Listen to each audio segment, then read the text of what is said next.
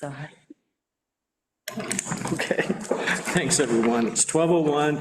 Jody has started the recording for today's meeting. I want to welcome everyone to the Thursday, September 12th, new staff trustees meeting. I want to remind everyone to be sure and mute your microphones or your phones until you speak.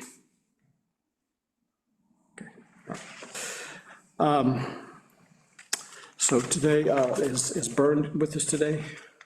He will be here, he said. Okay, so we will start with our regular agenda today. I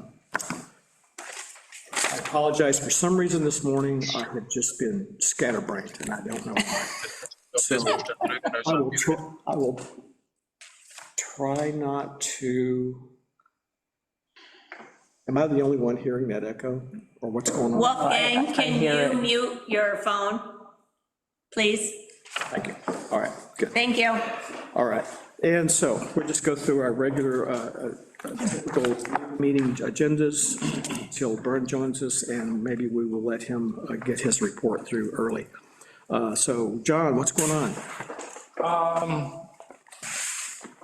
Just kind of, we paved the trail in back of Bishop's Mall all the way up to the 2 apartments, Uptown Village Cottage LLC, and I think it's, towards Gaslight University, both of them. Yeah, Deborah and I saw that the other day walking through, it looks good. Yeah, it's nice. We were able to capitalize on that sidewalk paver and get that done. I think we're done with Cuba Heights Road. I mean, the driveways, we had one driveway, I had to go back and repair again because apparently they didn't like it. So, projects moving along good. We should see the final closeout voucher and pay out for the sewer project for Cuba Heights Road, East Shore Drive. That'll come in October. They lack just a few items, some labeling of the pumps and then some striping on East Shore. The Dart Drive, Graham Road West Walk, water main projects really moving along exceptionally well. Streetlight infrastructure's in, all the water infrastructure's in. The sewer repairs are completed. The water infrastructure, they're doing a tie-in at Vatopka today. And then when the bacterial tests come back and the chlorination gets done on the little piece from Wakefield Churchill to the end at 95 Graham Road, then they'll start connecting services to that. It's really going good. The walk looks great. The street lights and Graham Road West is done. I reached out to the paving contractor. Hopefully we can get that done in the next couple weeks to get that road milled and paved, and that will be permanently done. The beauty of the mall subdivision is we got a little bit more control of the loop road intersections coming out of BJ's and coming in from Catherwood.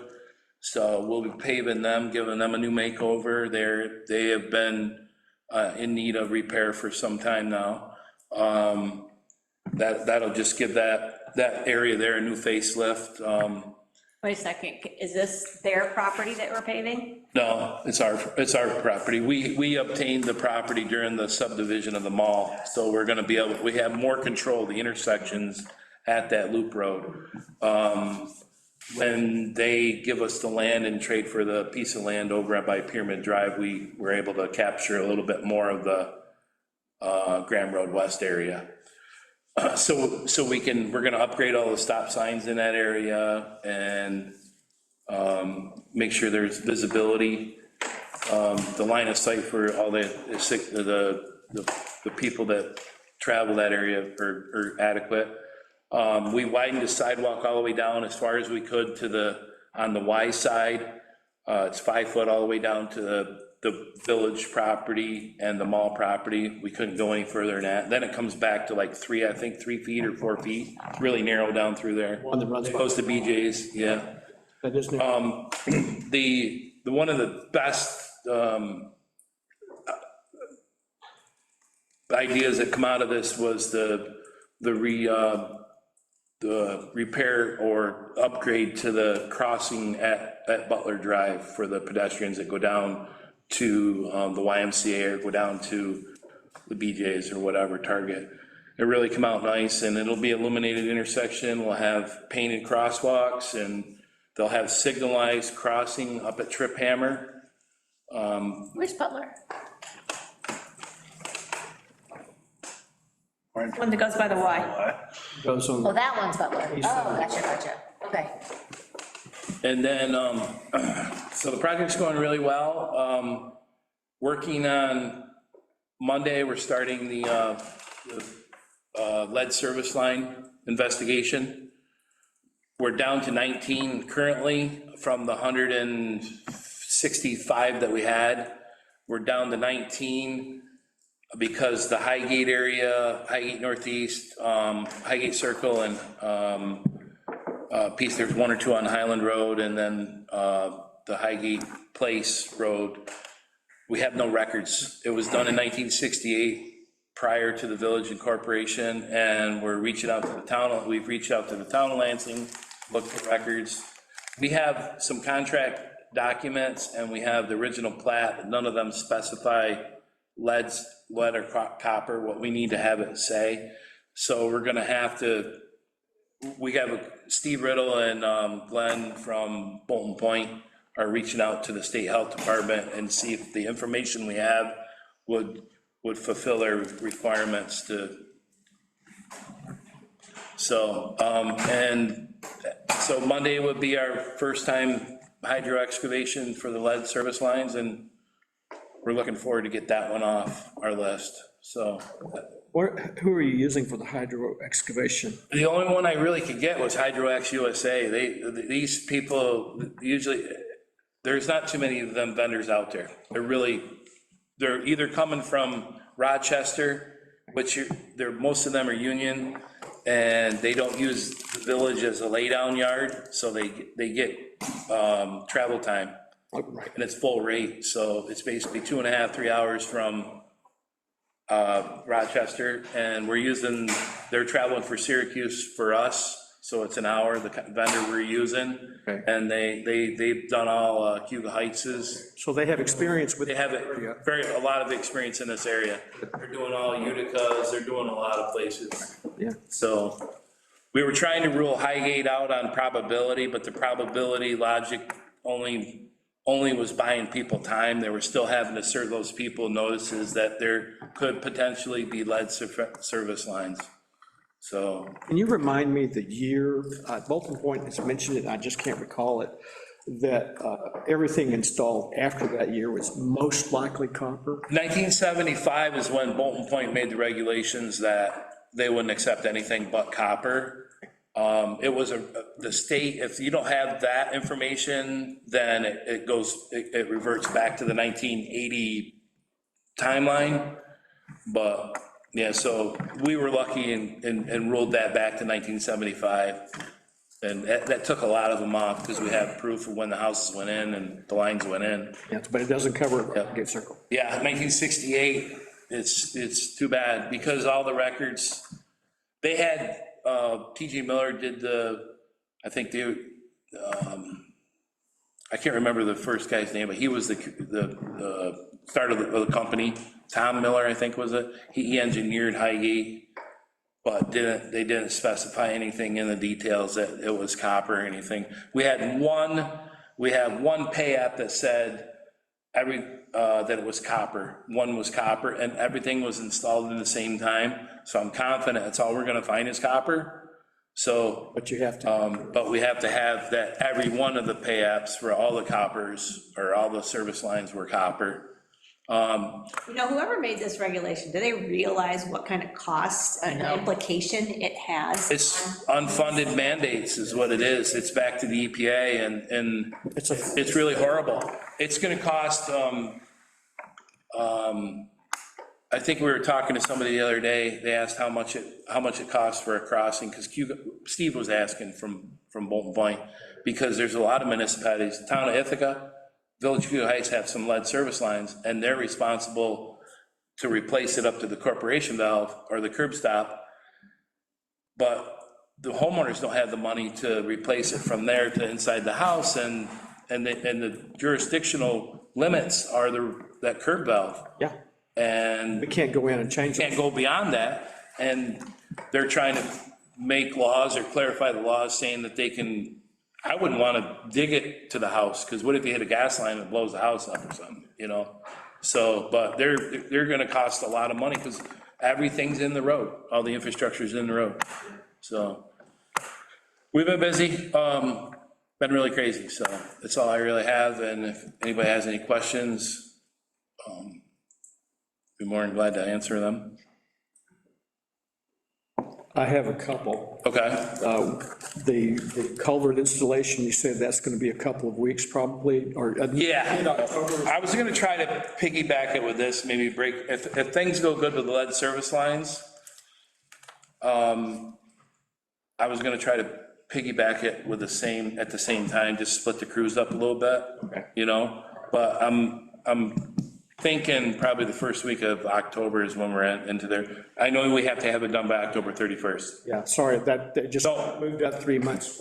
That's fine. thought it was- We'll get it done. It's just, we had a good break in the summer when there wasn't much flow. Right. And then we've been getting some rain a couple weeks ago. It was quite a bit. And I'm really, it's gonna have some turbid water when we start agitating the stream. Right. So, How long do you think that would take? Just a, couple days, because the trail is getting eroded away from Leaf's Way down through, and we have a bunch of cinder blocks. We have all the material to do it.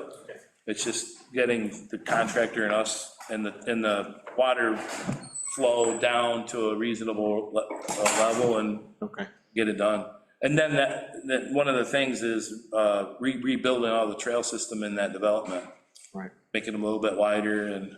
Going to do that at the same time, or? Yeah, that was my intention, was to continue the trail system after the culvert is replaced. And my only other question I've asked every month, what's the status of our traffic cameras? I don't know, I thought they were bench testing them. They got the Sims card and bench testing them. I'm actually kind of glad they're not rushing right in right now, because we really don't, you know, Need them. it's not a top priority right now. And, you know, once we get them, we're paying on the Sims card, I guess is the only thing we're paying right now. Okay, So, all right.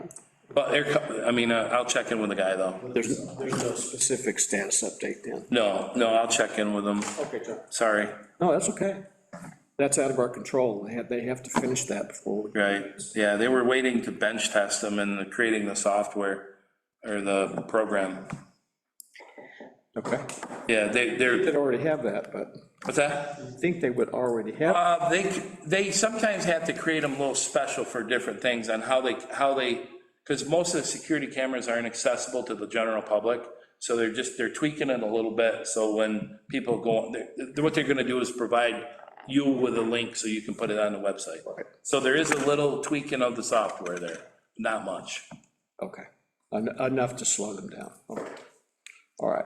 I have a question for John related to the stuff I'm gonna bring up. Should I ask it now? Yeah, that's fine. I forgot, we've had this conversation, but I forgot. So things are ramping up for trails from Lansing to, Perfect.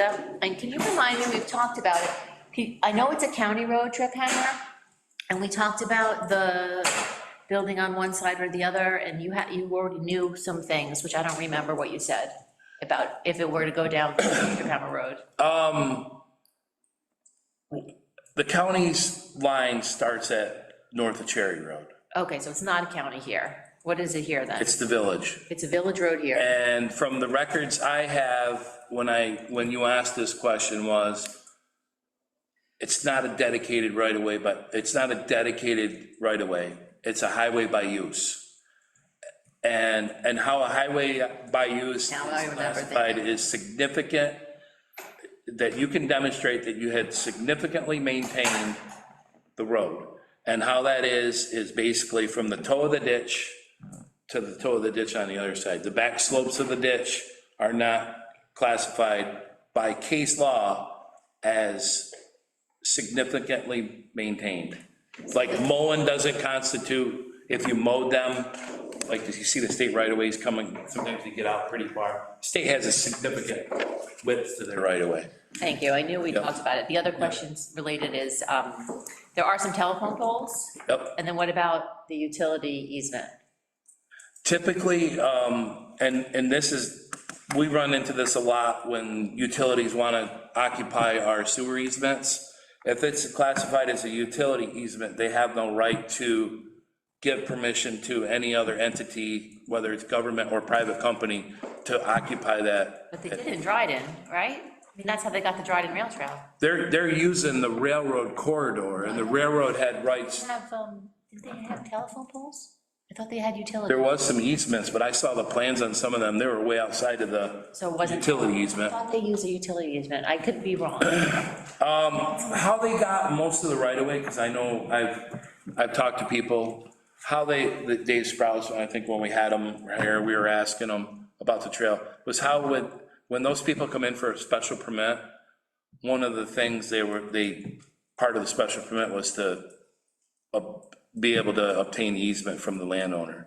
And a lot of that was they've been working on those easements for quite some time. I Okay. don't think you're gonna see a lot of opposition on the Camera, they camera. only want a path, right? It only. Yeah, it doesn't seem like you're gonna face much. I mean, especially if you can pick the west side, then you're dealing with one Right. Murray Estates, Right. if he would allow it, you know? All right, I knew we talked about it and I forgot, thank you. You know, I've been talking to a lot of people in the town about connecting. And they're not for spending tax dollars to do that because we're a rural area. So. We just got a big grant, today, Okay, and hopefully more coming. Congratulations. They got a big grant? We got $50,000 today on the feasibility study. not gonna do a trail. No, This is for the study, right? for the feasibility study for the Good deal. school to Myers Park. Well, that's a good one. I mean, no, it's a great one.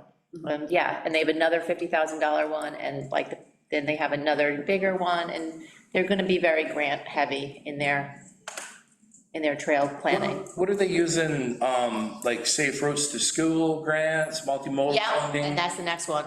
Yeah, that one's pretty, Yeah, so the first thing we're doing, the lowest hanging fruit, I was gonna talk about this later, is school to Myers. And then the second lowest hanging fruit is town center to school. And those are gonna be the first two.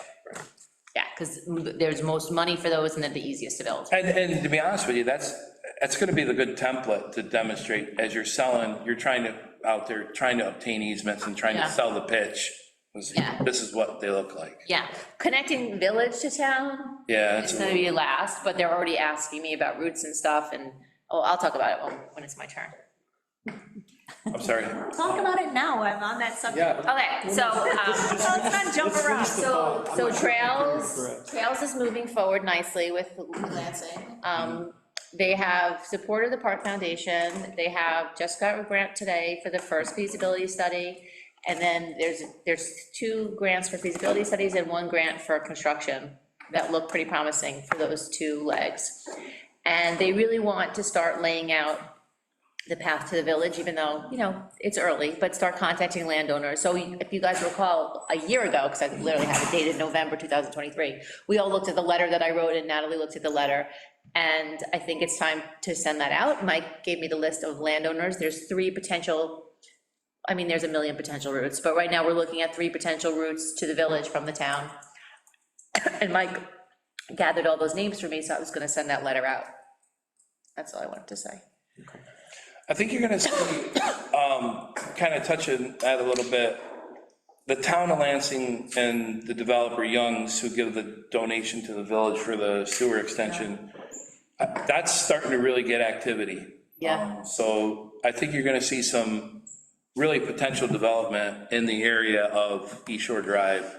Yeah, well, Jack owns a lot of the Range, land. yeah. They're kind of developing the trail through all his properties because he's already willing to give easements, and that's 50% of the battle. So, yeah, his properties are, we're trying to kind of like, how do we get to his other property? He owns this chunk, how do we get there? Kind of like that. Well, that's a good way. Yeah. It'll make an interesting trail, too. Yeah, and also trying to hit some of the scenic routes, right? We had a big discussion yesterday about trying to cross, what's the name of the gorge? Gulf Creek. And where in Ashbury could we possibly cross Gulf Creek? And wherever that is gonna be, it's gonna be really pretty.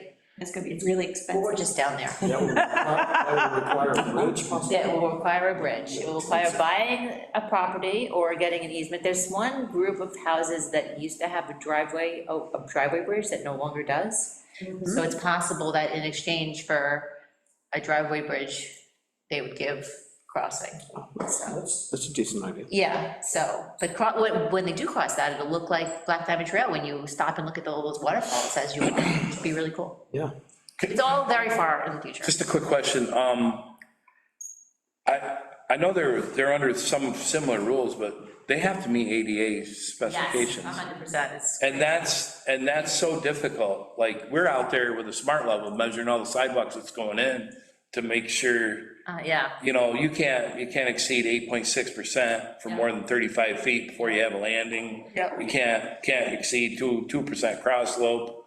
You have to have level landing at road cross. It's so insane. Yep. What there is. yep, Detectables at road crossing. it's gonna be ADA compliant.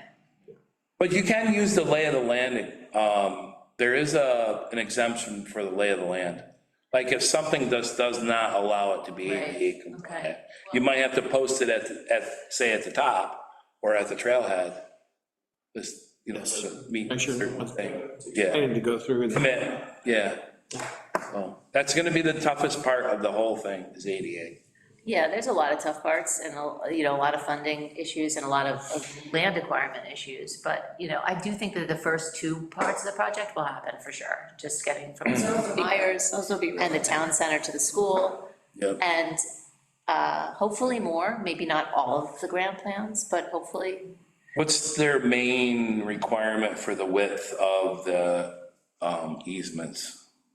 Are they trying to obtain at least 20-foot 20 easement? feet, yeah, 20 Yeah, feet. no less than that, though, because if you get any length to that in rural through the woods, 10 feet's not enough. Yeah, no, I think they're talking about 20. We were looking at the easement that comes from Kraft East or Janivar Piece on that northern end where the Beers property is.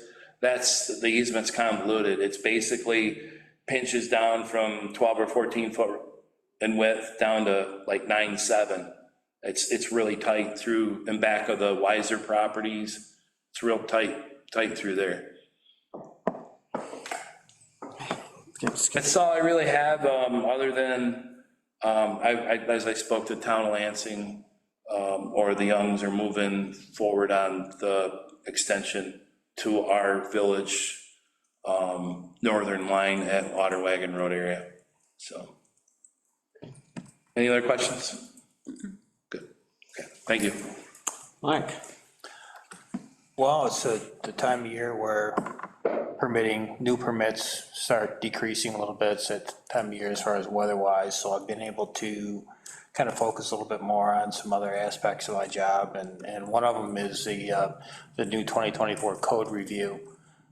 We're in a comment period right now from code officers and whatnot about some of the state's ideas. Some of the bigger changes are your energy code, and I had mentioned this before, that the stretch code, which we did not adopt, there was only a few municipalities in our area that did, that's probably gonna be standard now.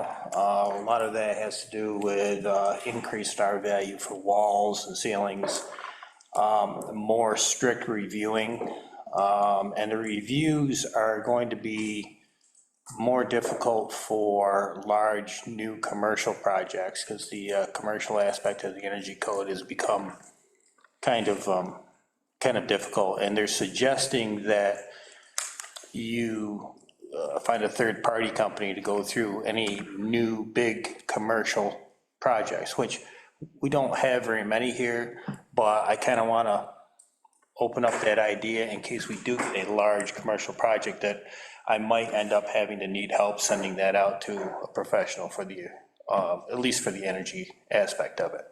So I don't foresee it, but I just kind of want to put it out there. Our clean energy and CSC advisors are liaisons with Cornell Cooperative Extension. When we get to that point, they might be able to help us with some companies, because they've got some good contacts throughout, so. Like I said, we don't get a lot of new buildings, commercial buildings being put up, so. Right. If that ever gets out there. Yeah, then they might be able to help give us the list to start. The other interesting, well, there's a lot of changes in it, I'm not gonna go through them all. Another interesting part is, they're looking at any permitting after 2028, has to be all electric. Online? If you upgrade your gas furnace, you have to change it over to electric. Oh, I see. And they're looking to get that going by 2028. And by then, all our infrastructure, our grid and so forth will be updated so that it can accept it. Beyond my staff's capability to answer that question. Like I said, this is kind of a draft, and we're looking for comments from code officers and other planners and that type of stuff. Me personally, I'm going to send something back. I'm not all that in favor for that. It does create hardships for some people. Having to change over to, if they've been natural gas for years and years and years, and they just need to upgrade because their furnace went bad, now they have to put in a new electric furnace.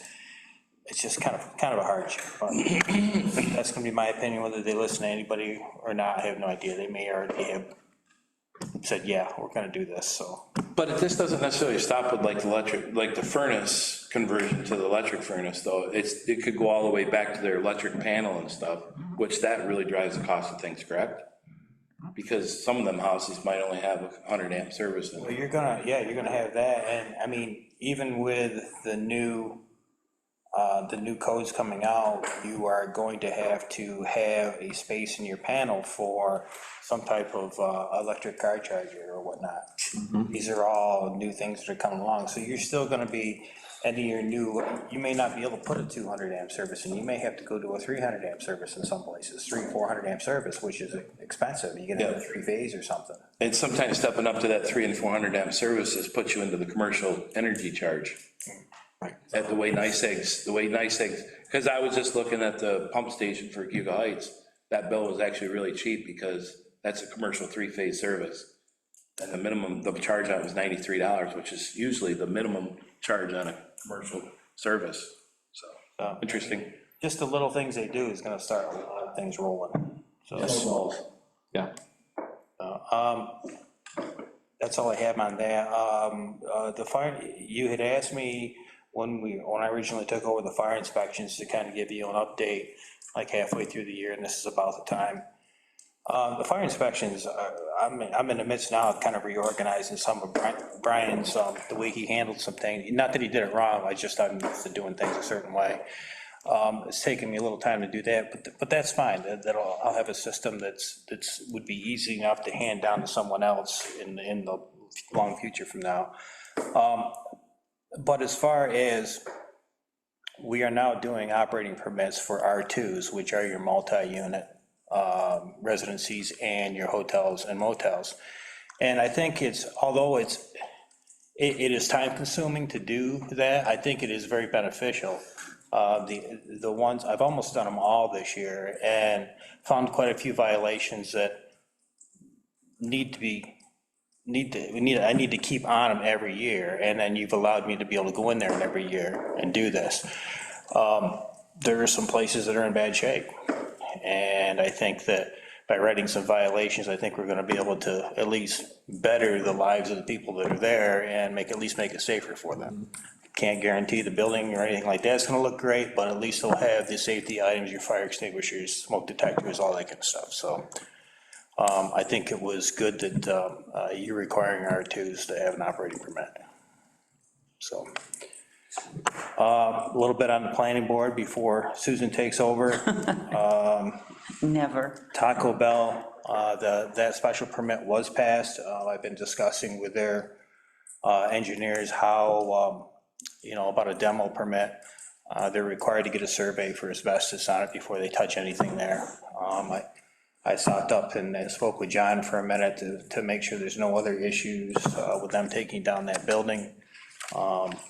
And so that's kind of moving along. There's also some interest in The land that's between, it's 980 Warren Road, which is Dart Drive and Northwoods Apartments. Another person is looking to purchase that and possibly do cluster subdivision. There was one, I'd say, in 2020, we had someone else come in there. And it was like solar homes, or I think you probably. I remember, yeah. that.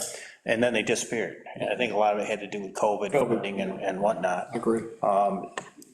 This person is interested in doing something similar. There is kind of a need to get a process before the end of the year, because without getting too deep into this, that has national wetlands on it, which you could normally build up to a national wetland, as opposed to DEC wetland, which you have to have, I think it's like a 300-foot buffer. Something like that, 100, 300, something like that. But what is going to happen is if the national wetland now is over, I believe 9 point some acres, I'm still doing research on this, it is gonna be taken over by the state, whether the state or the DEC, what they mean by state, is handling, it's now going to have a 100-foot buffer to the national wetlands, which severely handicaps that property. Sure, yeah. Small enough as it is now with the protected stream going through and the wetlands, to have a 100-foot buffer on your wetlands would almost kill that project. So as long as they can get either a site plan review by the end of the year, or they can get they need a full EAF, they get a declaration of full EAF, then they'll be grandfathered into the, That's pretty aggressive, though. Are they gonna be able to do that? that's what they want to do now. That's on them, though, isn't it? Well, I think the best way to do it would be the full EAF, getting a negative review on that is probably the quickest way to get a approved site plan. That may take a while. Just a quick question, did they kind of give you an idea what they're thinking for concept, like townhouses? Single family and owner operator. So they're not gonna be rentals. The biggest thing right now is like, it would have been nice to kind of know, because they may have to tie in from Dart Drive on some stuff. And it's like, we're revitalizing Dart, Yeah. kind of put, coordinate, so we don't have to dig the road up again or take a sidewalk out, just to, I did some little bit of thinking about it, and they can't tie in water from Dart though, because that's off the airport grid, and they wouldn't have enough pressure.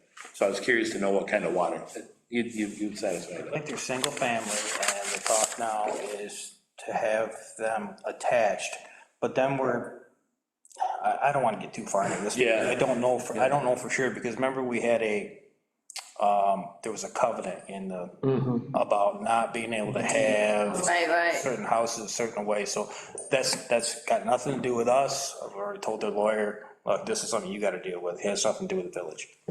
So this is kind of up in the air, I just kind of wanted to bring it out to you that, there's interest in that property. I've had a couple other calls about some other properties in the area that, in our commercial districts, that people are having some interest in also. Any movement on Blue Heron properties? Blue Heron? You saw the, I saw the for sale sign on the, was replaced, those pieces were replaced. Other than that, really, unless Eric has talked to you about something else, John, I have not heard from him. He has a list of items, Eric.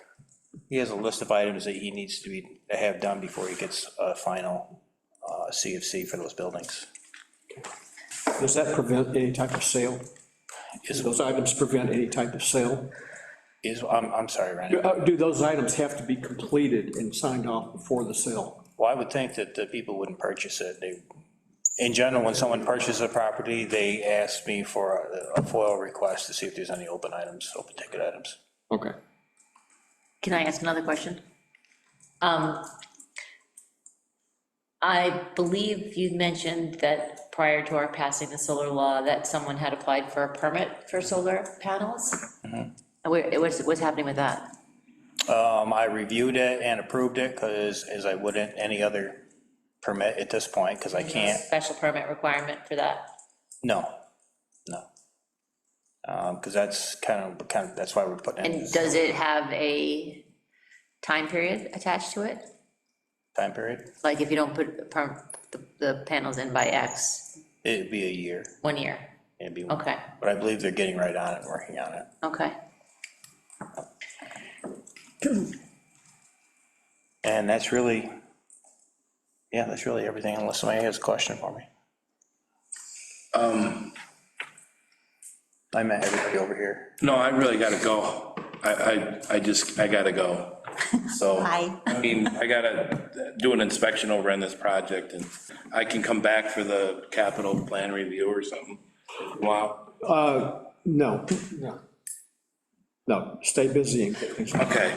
I was gonna ask something for that. I was thinking, looking at that grant that you got, and I was thinking, John, is there anything we're already planning on buying that we could use, that we could buy in electric form? And so that. Like we a could- mower or something? Yeah, like something that we could already buy that will save money? What's on your Grant. purchase list? We have a NYSERDA grant that we are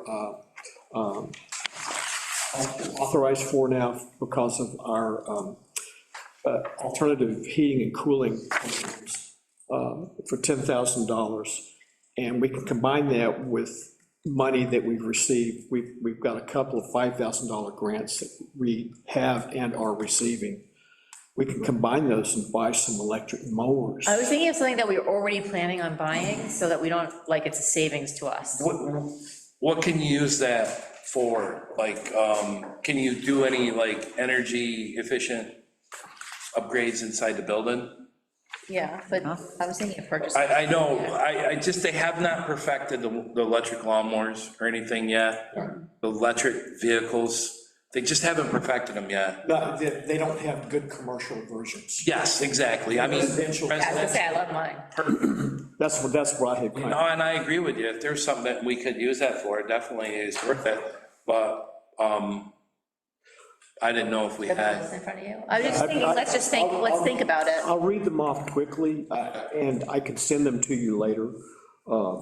Solar installation, road EVs, electric vehicles, non-road EVs, like a quad bike or something, charging stations, LED streetlights, which I think we're pretty much covered on, building energy upgrades, heat pumps, New York Power Authority's Clean Energy Solutions projects. Those are like a higher level project. We could use this money to help offset something.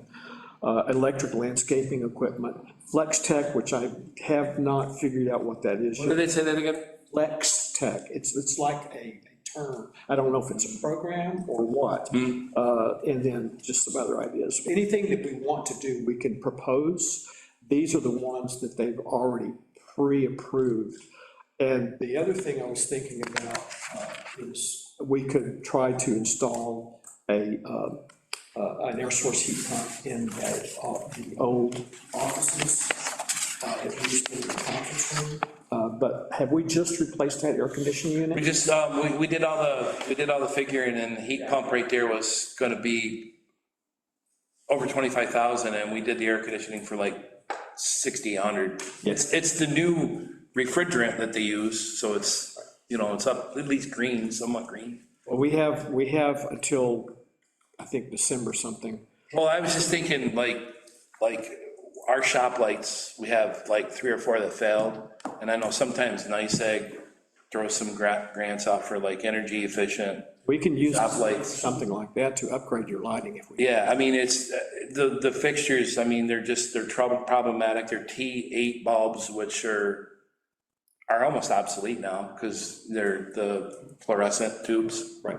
Which, I think they're T5s or T8s, so I was thinking LED, and those get quite expensive for shops. Okay, garage light. It's just a thought, Oh, that's a good one. Yeah, that's energy, and it's, I'm writing it down here, so, Is this a use it or lose it kind of situation? yeah. So if it's going to be use it or lose it, maybe we should buy some electric mowers. They're not the best, but if it's otherwise gonna go away. Or why would you let it go to someone else who needs it, who has an actual project?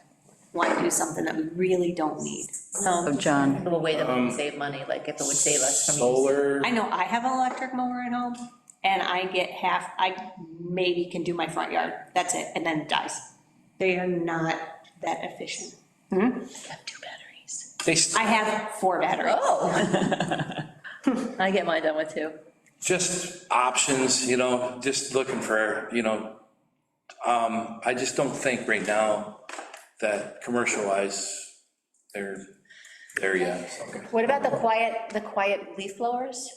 So, That's, go ahead. so they have a whole list of landscaping, smaller equipment, as well as, the lighting that you mentioned, anything to do with water, your faucets, controlling the temperature. So, the leaf blowers, trimmers, all of that stuff, that would either be a plug-in or a battery. They probably like natural gas operated furnaces are probably not, like boilers are not probably on that list, I would think, right? Because they're trying to promote discouragement against natural gas. So we're talking 15,000 here. Well, it doesn't take long, because our boiler is 15 years old up there, so, I mean, not saying we've had a couple issues with it, but I didn't know if that was covered. It might be, yeah, it might be. We could- I was just curious. I mean, it's something we can talk about later. Yep, Okay. we will talk some today, if we might have some questions. Okay, If you have any more ideas, send it out to everyone. Right. We need to get going on this. The $10,000 is the only one that's subject to this deadline. and that's when? December something, I can't. This year? Yeah. Yeah, this year. Oh, so you have to get something done real quick. Yeah, we've got, think- we've got 90 days. December 6th. Okay, yeah. So, yeah, we need to make it, all we have to do is have a plan and an Oh, I got you, all right, an RFQ okay. type of thing put together by then. And in other words, we've moved along to actually do the purchase and send that in as evidence, and then we would receive the money. So just be. Would our streetlights that we're installing right now, LED ones qualify? They might. They I might. mean, because that's an immediate investment. We gotta put in the electric service for them, we've already purchased them, but can we go retro to? I will have our CEC liaison, who has direct connections into NYSERDA, propose that and see what they say. And if they say, yeah, that's another possibility. I mean, because we spent a lot of money on that stuff. Okay, There was 18 heads at $500 a pop, and then the infrastructure to put it in. and what about Graham Road, are those lights? That's part of them, Oh, it's part of all, Dark Graham Road, okay, 17 or 18 lights. okay. Yeah, that's a good, 2 good suggestions, John. Thanks. Susan, can I look at the red folder? Sorry, not sorry you have to go. No, yeah, it's just, they're doing a road crossing on Graham Road, and I don't like the looks of the pictures I'm just receiving, and I don't feel comfortable, I don't see any tack coat, I don't see compaction the way it should be.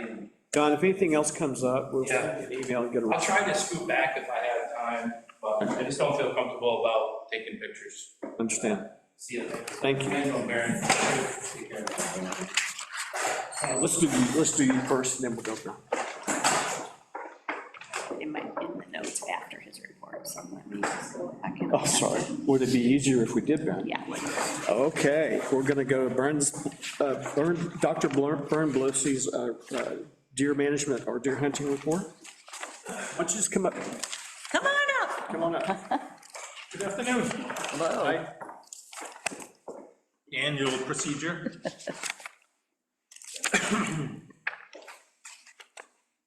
So the ask is that you allow Ronnie to sign the application that I already filled out. You should have received the report earlier this week. Yep. Jody sent it around. We had a really poor season last year for unknown reasons. But it is what it is, we can't change that, and so we've made a little bit of a dent over the last, 15, 16 years in the village. If you take the foot off the gas, we will be back to where we were 50 years ago. But that's what you're doing, so, yeah. I'm happy to answer any questions that you may have about the entire thing. I have some speculations of where we are. I'm happy to discuss that, but I also don't want to waste your time if you're not interested in the details. Anyone have questions? Just one short one. So we don't technically have a deer management plan, is that correct, on the application? Or I thought we did, There's a plan. because on It the, was in your, what you were right, doing. no, I know. It says, is there a deer management plan for the area damage, where the area, for the area damage where that's occurring? And it's checked as no. And I was just wondering, I think we Should that have be a changed to plan yes? for each individual property. Property. so it's not a like damaged long- area? It's like a long history, and so the DEC, the way that they approve it, any urban program, what I meant. that's fine. okay. Because we have such a long history that Got it. Courtney probably just ignores whether it's checked or not. But typically, they would apply or approve any program that is in a suburban area, just because they know the damage is so high. Yeah, when we Okay. first set up the program, everybody had to fill out paperwork that Yeah. they required, so it's individual. Okay, And then because you have a discharge ordinance in the village that is only, the deer management program is exempt from those. So there was a special law that was passed, whenever that was, many years ago, under Dorn Hardel's Right, tutelage. right. And so, yeah, so that's all grandfathered in. That's maybe why you're seeing. oh, okay, so I just wasn't Yeah, sure. yeah. And then you do refer to Cuca Heights, Dart, euthanize, Yes. but you still are advocating the the bait, and Well, if you want to use Dart and euthanize, by all means, go ahead. Yeah, very costly. Okay. That means That hiring was- White Buffalo or somebody. It's a contract kill is basically what it is. Contract killing, Right. yes. So it's, they use their police cars. Every spring they come in and have them baited. And that prevents you from all kinds of other things, but it's probably $1,000 a deer or so. I don't know. So Cayuga Heights is, you are not poor. I live in Richford, that's a poor village. You are not qualifying in that one, but Cayuga Heights is ahead of you in terms of the tax base and whatever else they have, and smaller area, right? So that's all together. That's what they decided to do, because they tried what we do here, and it failed, just because, now I need to go into the weeds here, into the details. The DEC has a setback distance where you can't bait within 150 feet of the road.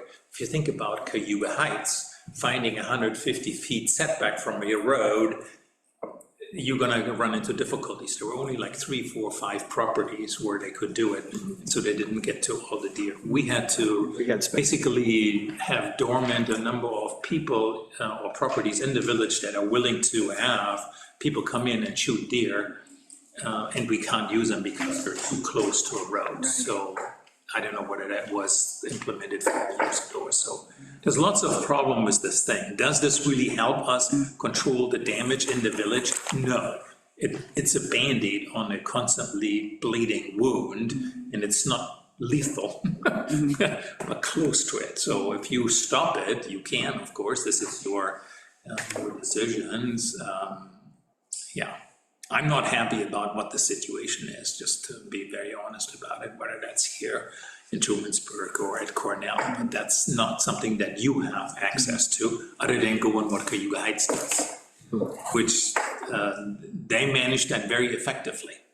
So their deer are down, then you need to lobby the city of Ithaca to do something about their donation of extra deer that come here and come into Cayuga Heights and to Cornell. That's not my job, that's. No, thank you for clarifying. Yeah, I thought it was a cost issue, but I would just wanted to. It is a cost issue, Yeah. right? So for now, the village buys corn, so that's still possible. I checked with Genoa Commodities, so that's the same procedure as in previous years. Has the price increased much? Don't ask me about that. At some point, Jody sends me a note, we are out of the budget. They know we have a certain dollar amount, and that's as far as I can go. That's true. Okay. They know that. So I assume the costs have increased. Yeah. I've not seen costs increase anywhere, Right, yeah. so, yeah. Any other questions? I have some, and Yes. they're gonna be on my standard questions plus a little bit more. So I'm a software engineer. Metrics matter to me. Yep. And so, one question is, you're measuring forest regeneration from oak saplings, right? I measure different things, and you get that for free, because I have stuff at Lynn's, Lynn Leopold's property. There are places in the village, some of them are at Cornell Lab of O, Okay. where we plant oaks and measure their browse rates. So how do you determine, how do you protect your saplings? We So don't, that any animal that comes through there could eat the sapling? we can detect what is a deer browse, or what is a rodent browse, or what is insects. So we have a standard procedure that we developed over 10 years or something like that. So you have a way of knowing which, Have a way of knowing, yeah. because they have different characteristics of eating. Yeah, so a rodent cuts a stem at an angle 45 degrees. A deer, like a cow, grab and pulls. And so you have a fraying of the stem or of the leaves. It's easy enough to distinguish whether it's an insect or a disease, you can tell. At the beginning, we started to look at whether if you could even think about that certain soil conditions or climate change or rainfall, whatever else. Other factors that May kill the saplings. And so we protected individuals by cages, compared them to what happens outside, and it's clearly the deer. So the rodents play a very, very small role. But 80% of your saplings, we plant oaks that are this high, are being eaten within the first 3 months. And that has not changed a little, but I have places, I have oaks that are 5, 7, 10 years old at Lynn's, where we have some cages. They're this tall and look beautiful. I mean, they don't grow up because they're in a forest. canopy, yes. They very slowly, 2 centimeters each year, they're growing, but they're fine. Right. So it's not the soil conditions or anything else, it's the deer that are doing the damage. Okay.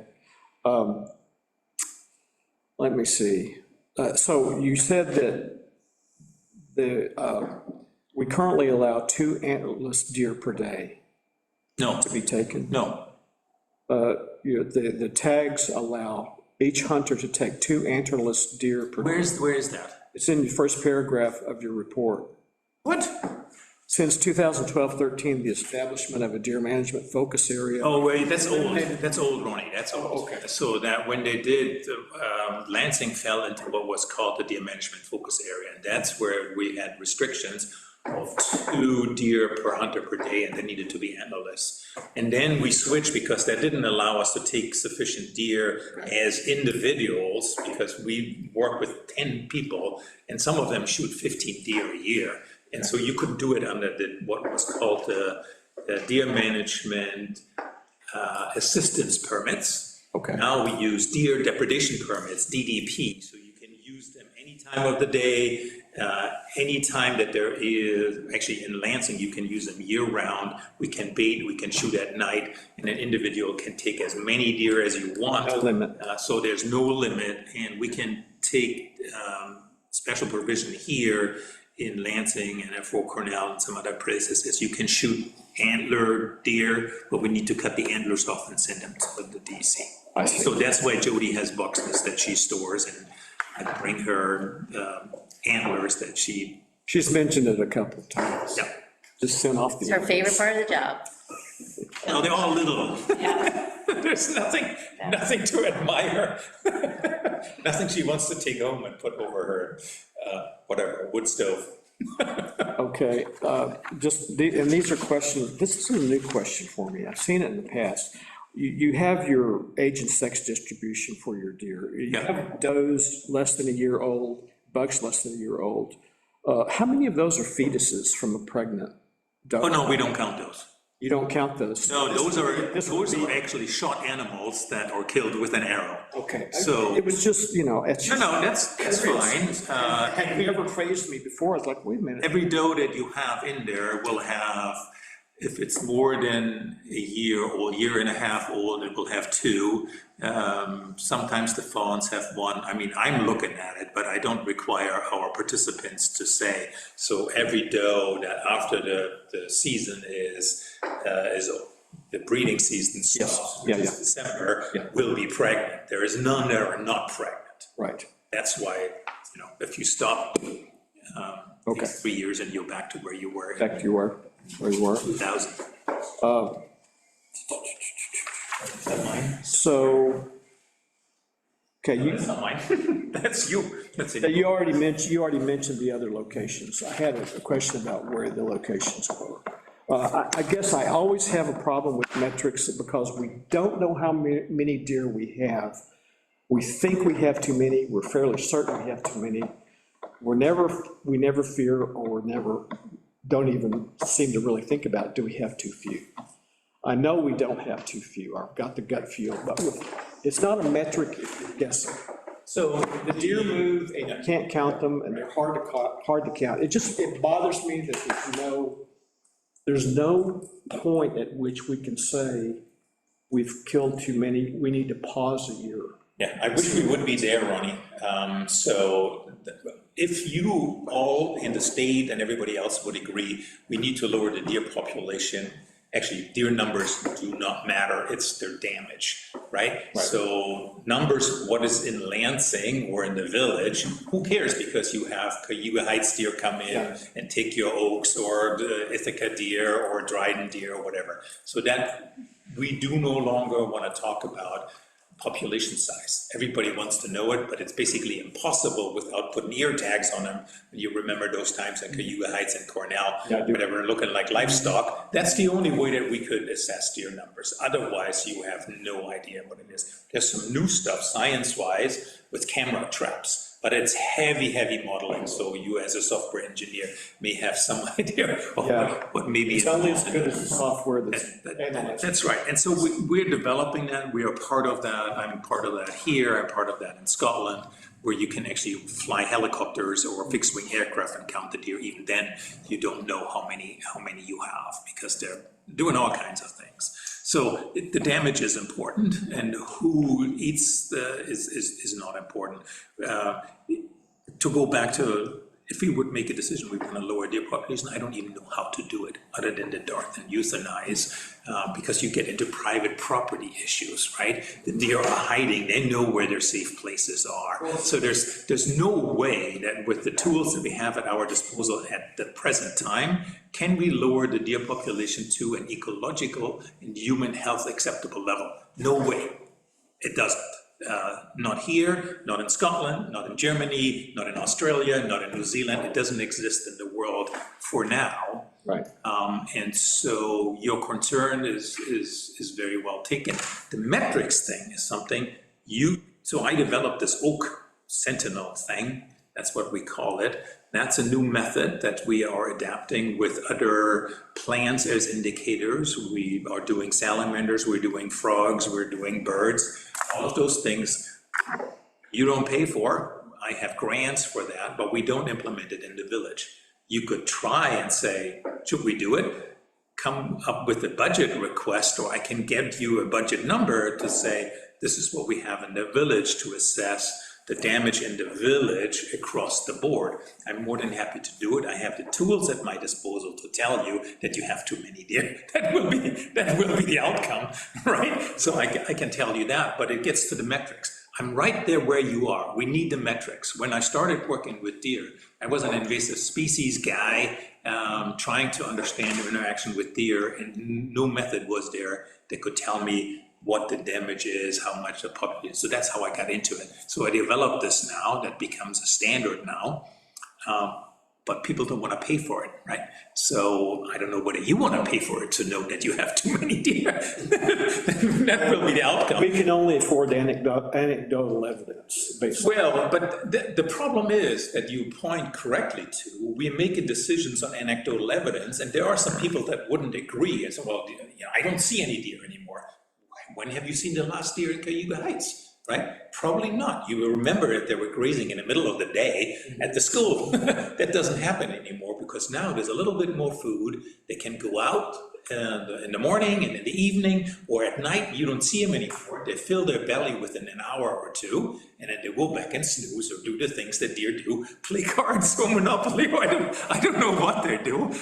But you don't see them during the times that we travel anymore, but they're still there because we have them on camera. Okay. And so that's a good point. Thank you. that's what the deal is. Just because you don't see them, the hunters, the recreational hunters at Cornell, where I manage the program too, they all complain and say, you don't have too many deer. And say, well, what are you talking about?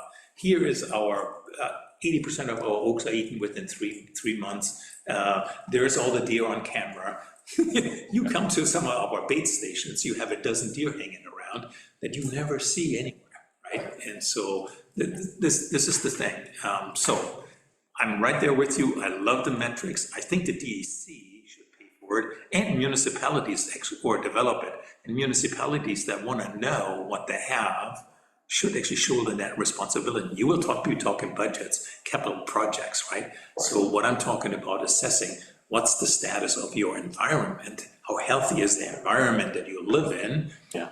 I don't know how you feel about it, but you feel that that's your responsibility. I don't know, so don't talk to me. We're too small to take on that responsibility. Yeah, but you think about your school children's safety, the trails is an important thing. How do you connect them so people can go from one place to the other? ADA is an important part, but what about the birds and the salamanders and the frogs? It probably should be your responsibility at the present time, the way that governance is structured. It doesn't squarely fall into your responsibility, right? You say it's the DEC's responsibility. There are too many other imposed drains on our budget that. No doubt about it, but in part it is, are you taking this on? So my wife is from the Midwest, where counties and towns own lots of land, natural areas. You have some of it, right? So Coventry Walk, is it, or Park, what is it called? Walk, I guess? Hartel Park? Parts of. Yeah, so that's village land, as is this piece behind, but it's just basically there. You don't take care of it in terms of active It's green management. space. Yeah. It's not maintained. But so that's with a lot of parks, the land trust has a whole bunch of land holdings. They're just slowly deteriorating because nobody takes care of the deer. So that's the problem. It's a glorified hiking situation. Something needs to change there. And it's particularly bad when the parks donated land to the land trust and forbade hunting. Hunting helps a little bit, but it helps here. It slows the deterioration down. That's what we know now, but it's still deteriorating. So, Thank you. sorry, this is a long thing. I personally, I'm not speaking for the board, I'm speaking for me. I love deer, I like them being wild, but I have also been in parts of the world where the deer were starving, they're overpopulated. Oh, yeah. And that's a horrible sight to see, and I don't want that. I just don't want to overkill.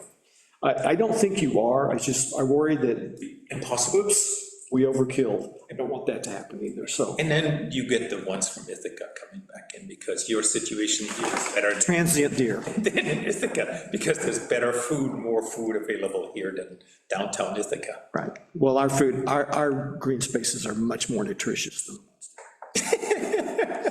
Talk to the gardeners in Ithaca. Okay, sometime. So Thank- deer does it call, what happens?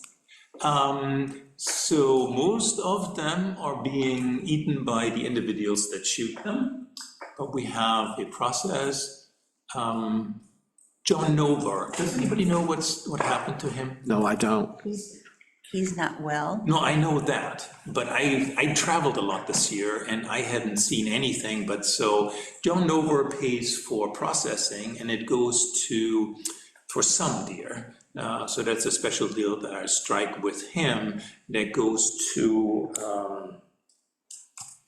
what's the, Food bank? no, it's not the food bank. We don't have a processor in Tompkins County that processes for the food bank of the Southern Tier.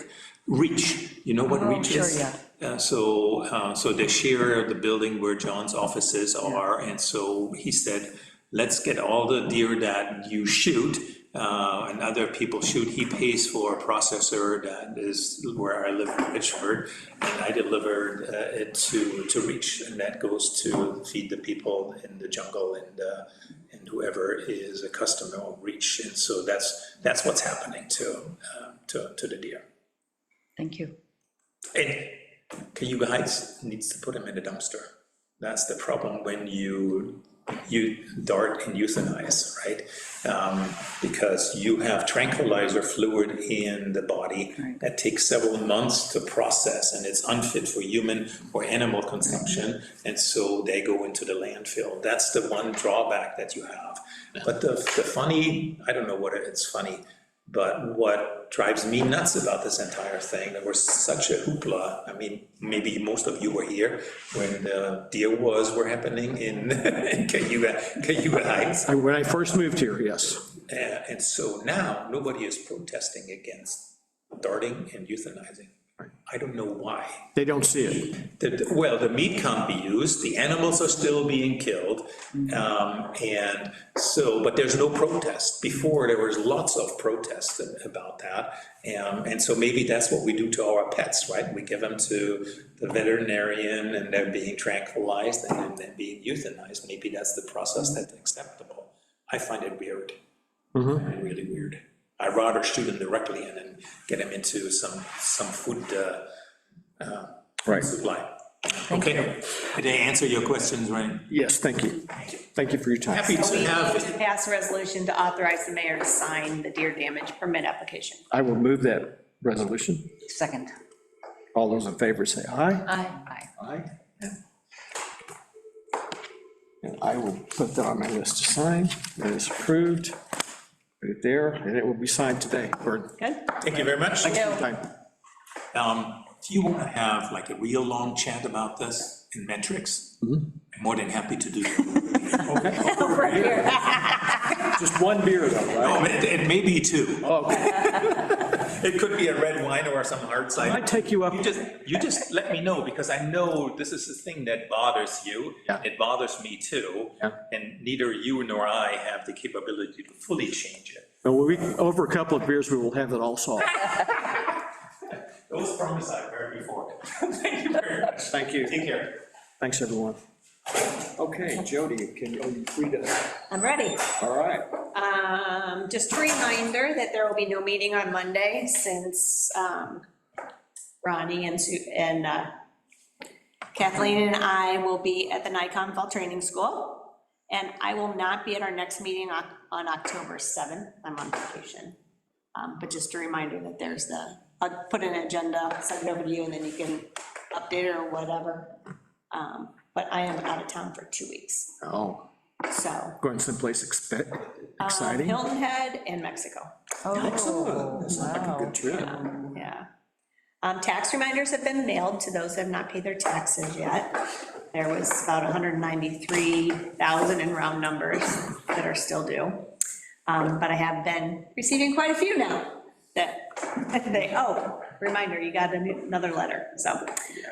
The newsletter is gonna go out at the end of September, so all newsletters need to be to me by September 24th. That day, I'm planning on getting them, I'm getting, as they come in, I put them in. I got yours, Carolyn, thank you. I've got it already in the newsletter, we're good. And the survey will be up online, correct? Yeah, so we gotta talk about that a little bit, but yeah. So we have it already, the Google Forms ready to go for the business and for residential. So And then you have the lease, we'll just put it up online, right? so we'll just put it on the website also. You know what, I should put that in the letter too, it's also available on the website. Maybe I should edit. No, you gave links, aren't the links to the website? The links are to a Google form, to the Oh, actual so survey. then just online, we'll just put the same thing online. Do you want to On add? the website. Put, yeah, that's a good idea. I hadn't even thought about putting it on the website. Yeah, no, hey, I can do that. Yeah, I thought, okay. It just takes a second Yeah, to do that. Yeah. for you, yeah. As long as you, just ensure that with that link, people can actually get in and do the I form. don't see why not. I've already done it. Okay. So, so we're gonna have some paper copies available. Should we like print out 10, like, of that Or PDF? I can have the original here when they come in, just, Just print it when they come. yeah. Okay. I mean, I'll put like 5 on the desk or something, and then. So you have that, you have the PDF version, the final PDF version. I'll make sure I'll resend it to you just in case. Yeah. You might put a few out in the foyer, just in case. I have, yeah, yep. Yeah. Actually, before you leave, look, because I think I printed off what you gave me, so you can just look and make sure that's the right one. But you can email. I won't know. I mean, I have to Okay. catch, I have to catch that one change, which was like, yeah. That you caught us for a mistake, so, okay.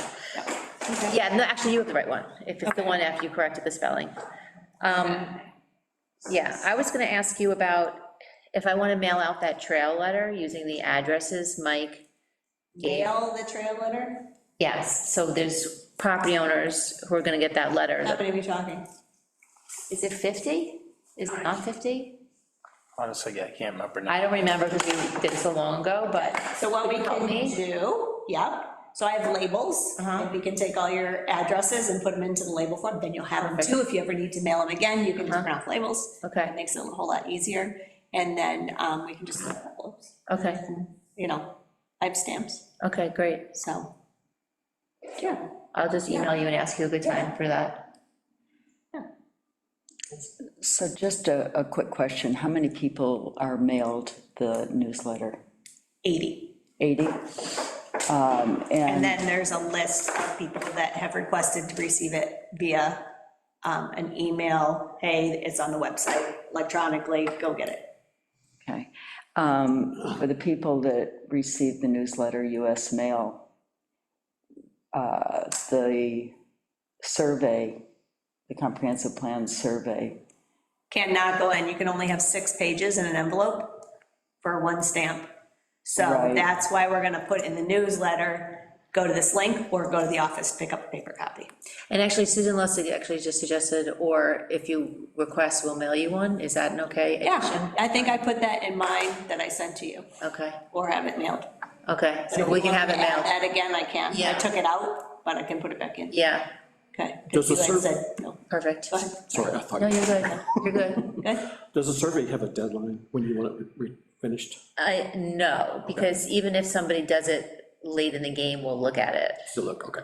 And two, if you tell them, oh, it's not till like December, they're like, I got time and won't do it. Yeah. But they think that they need to do it when they get it. Okay, so I'm gonna email you about the letter. Sometimes it helps. Yeah. I thought about it both ways. Giving people a deadline helps. I looked up on SurveyMonkey, when are people most likely, because we have a huge email list of people that are gonna get this by email. It's an enormous list. When to send the email, and it said Mondays at 5 o'clock is the most likely time that you'll get your survey back.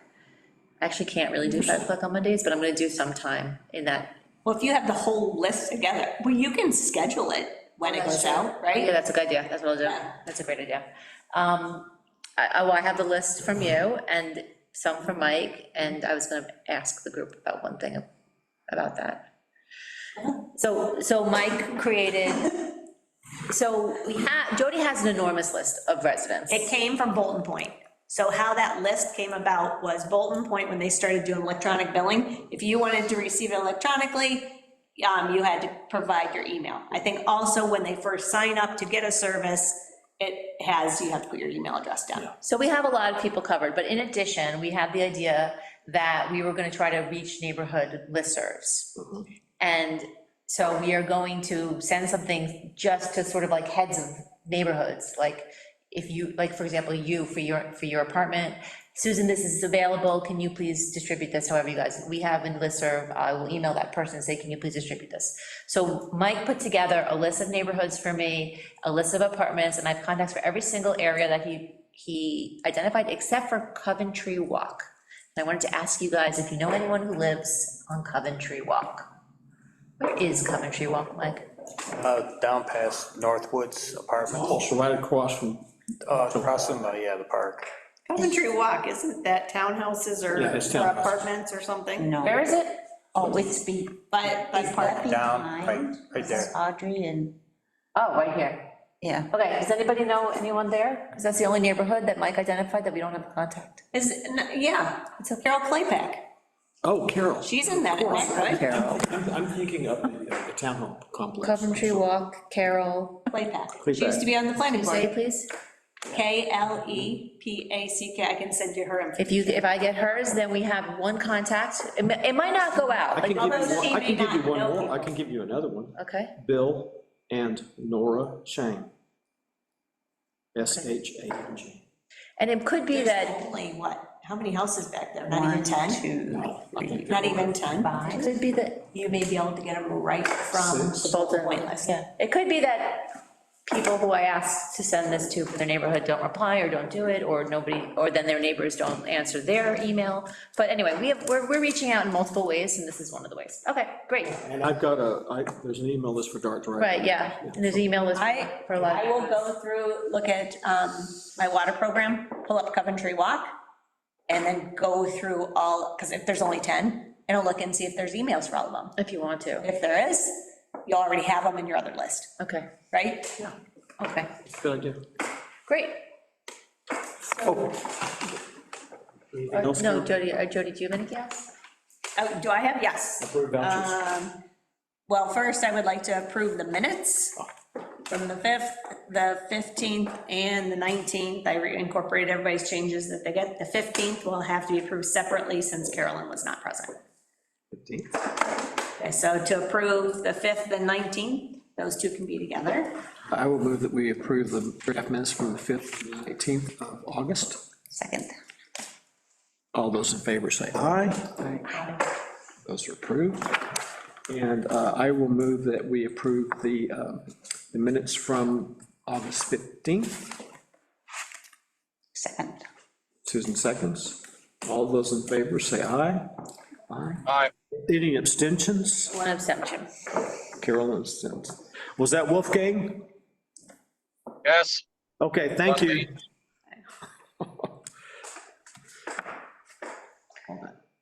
And approve the vouchers, right? Did anyone have questions about the vouchers, today's vouchers? I had one question. Oh, go ahead. No, there was one, I don't remember, with a question mark next to it on the trails in the red folder.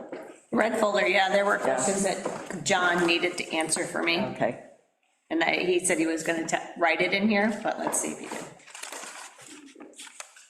but we can go on until, Right, that was the only one. He did right next to it.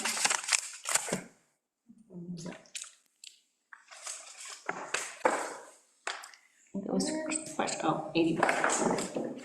Yeah. It was right in the middle. The shoulder, Cuba Heights Road, he wrote it in, what it was, because I didn't know what it was. So what's actually gonna happen with that one is, if it's the shoulder, it's totally gonna change the code.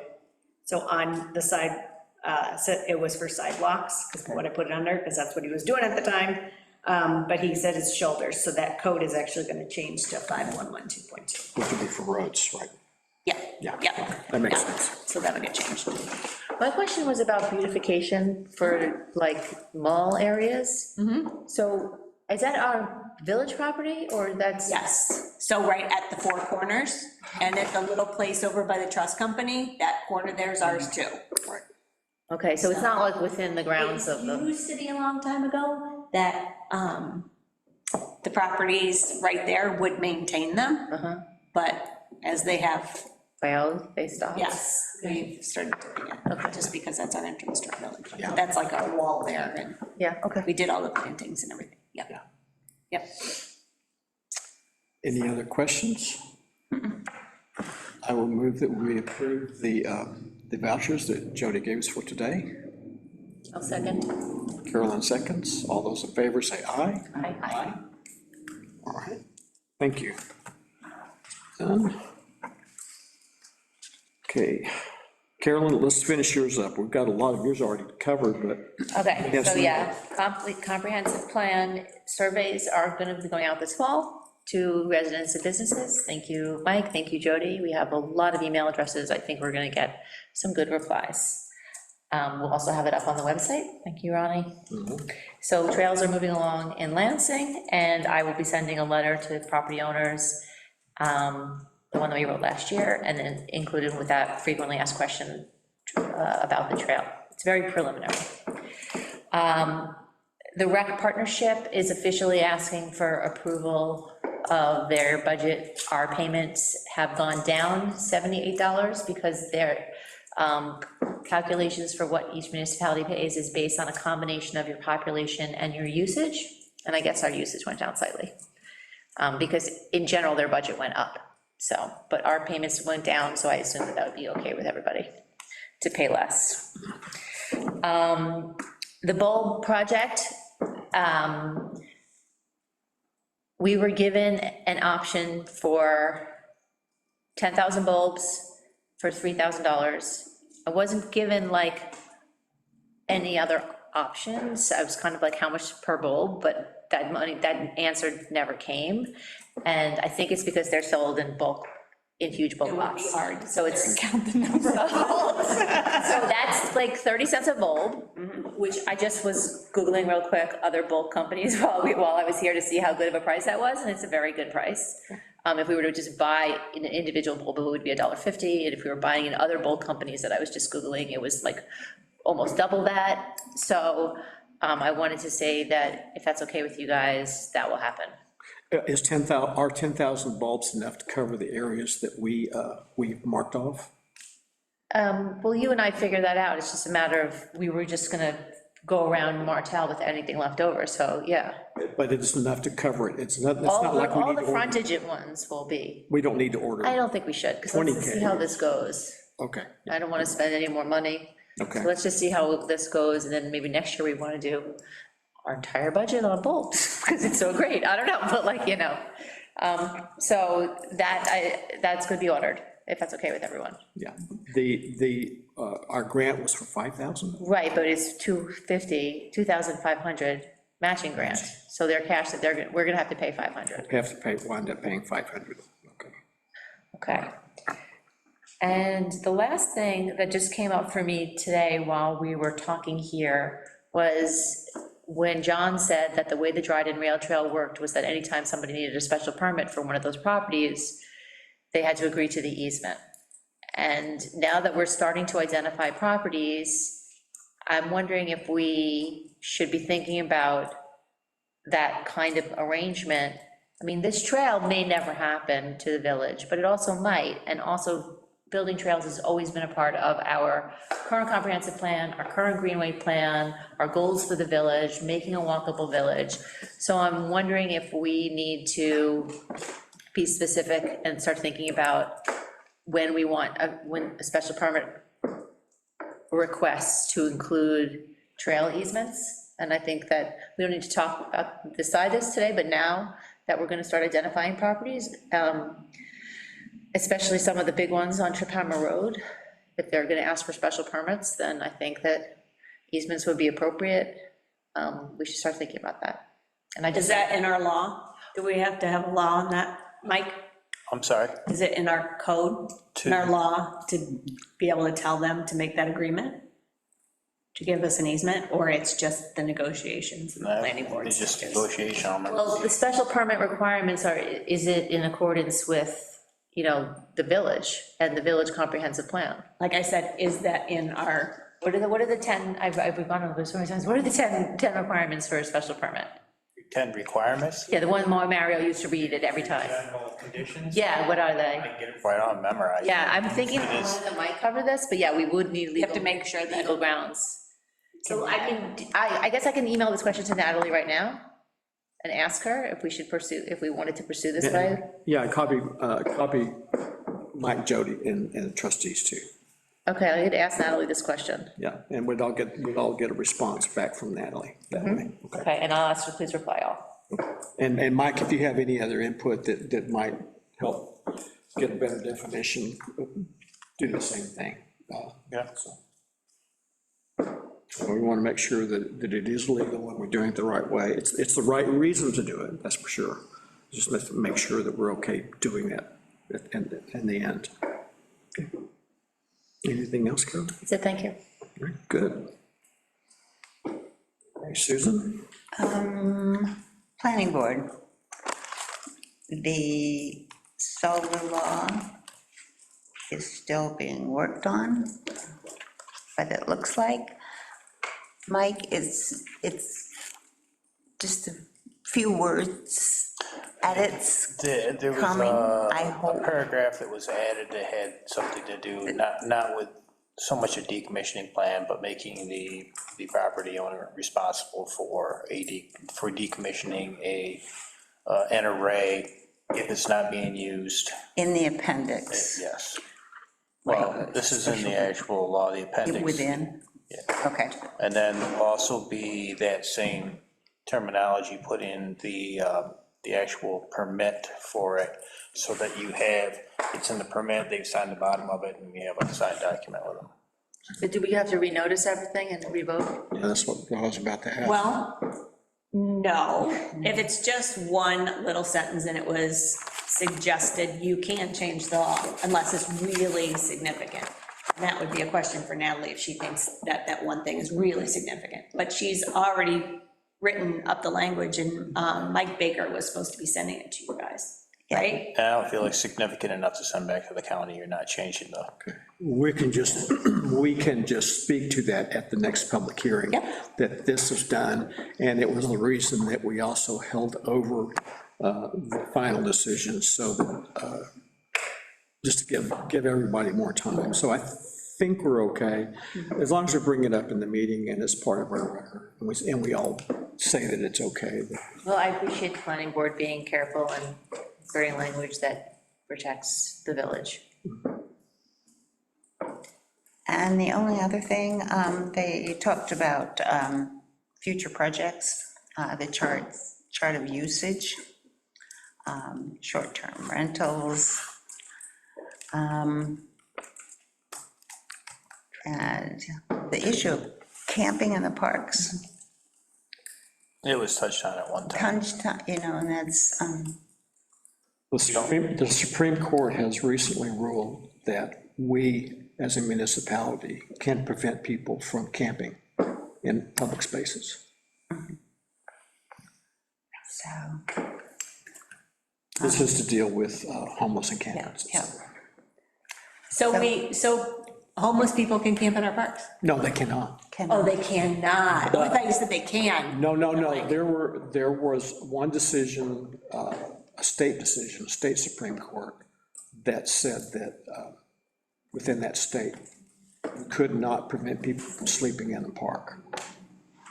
You cannot prevent Could them. not, that's not our state, it's another state. The Supreme Court said that it was up to the municipality to decide, and if we don't want that, we can enforce that they not be there. We may have to come up with wording for our laws that says that specifically, I'm but, sure, well, if it's given up to each individual municipality, you have to have something on the books that says yes or no. right, so we just need to look at our code to see if there's anything within our public spaces that That's a good idea, we should jump on that one first. does not allow overnight camping. Yeah. that's about it, unless I'm missing something. Oh, there's a few other items they wanted to talk about, but it's. Yeah, It's been pretty well known. The newest one would be the BESS system, battery energy storage systems, having something similar to your solar law. Yes, yeah, that was a recommendation from the county, correct? Yeah, recommendation from the county, Dryden's currently working on something like that, and the state has handed down, just like you did with the solar, handed down a recommended, Ready? yeah, and it's just as confusing as, so, I mean, that's, Yeah, they were creating horse, and it came out with camel. so there's your next project, Carolyn, Okay. solar to BESS systems. I was at the Trails meeting yesterday, and they were asking me which way to go through the village, and they were like, what does your town planner think? I was like, what town planner? Like, we don't have a town planner. I was like, who writes your code, your proposed laws? It's like, we do. Yeah, it would be nice to have a planner, but so far, our village has done a pretty don't need decent one. job. Pretty decent job. Then Steve goes, well, can I meet with your Greenway committee? I'm like, you're looking at it. 1:30 is right. I know, yeah. We're 4 square miles down. I know, but they still have other ideas. And truth be known, their planner is our planner. Oh, yeah, So we say, oh, well, you are a planner. interesting. When do we get to use your resources? That's a good idea. We don't want to do that. No. Yeah. Somewhere down the road, we Yeah. might want to, but not right now. I think we're okay. Well, maybe with regard to this project, 'cause it's a joint project, it might be a good place to start. Right, but if it's a joint project, you've already got the resources. Yeah, yeah. You're working in the right direction. It's a town village, and when the planner needs to be involved, let them use their resources, but we want to have input. Okay. Anything else, Susan? No. Wolfgang, do you have anything you would like to report?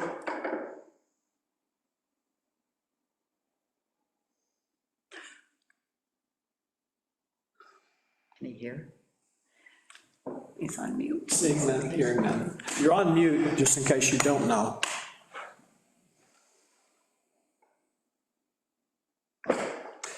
Kathleen? So, yeah, I attend, well, there's the Climate Smart Communities, Clean Energy Communities. We're meeting tonight at 5.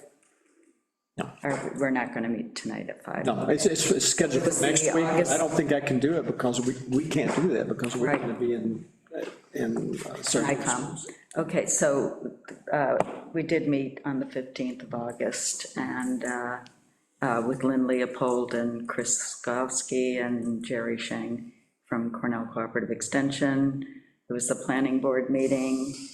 There was the one sentence that was added that you already addressed, and a list of topics that will be on their agenda.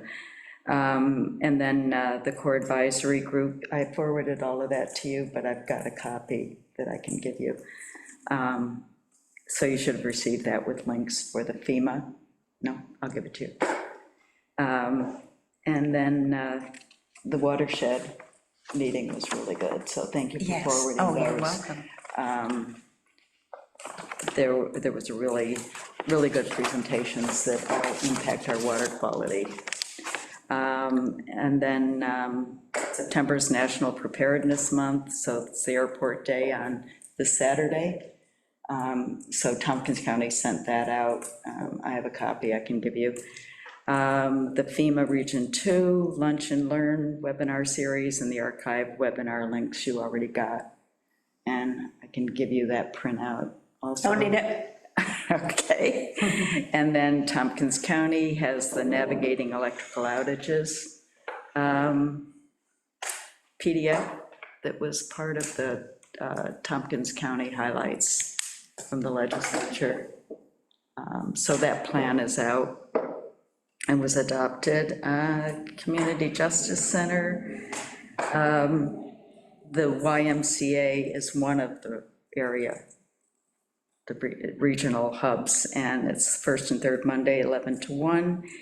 And other community resources are tabling at that time, TCAT, Whole Health, which is the Health Department, Cornell Cooperative Extension Energy Program. Miscellaneous, just things to consider in the future. Think about a retreat with the trustees, planning board, BZA, and village committees. And then looking at policies and procedures, just to review that, to see if anything needs to be updated. We do that every year at our organizational meeting. I'm thinking emergency plan. We have an emergency plan, Yeah, I know, so you're talking about reviewing it? yeah. Go for it. I know. Unfilled positions in the Board of Zoning Appeals, and then the Environmental Management Council. Just, It's okay. Anything else? I sent an email to my listserv about the environmental management of my neighborhood listserv, but we didn't get any takers. John Dennis used to. Yeah, Yeah, he decided to drop. that would be a good thing for you to put in the newsletter if you haven't written your section yet. We're looking for those 2 positions.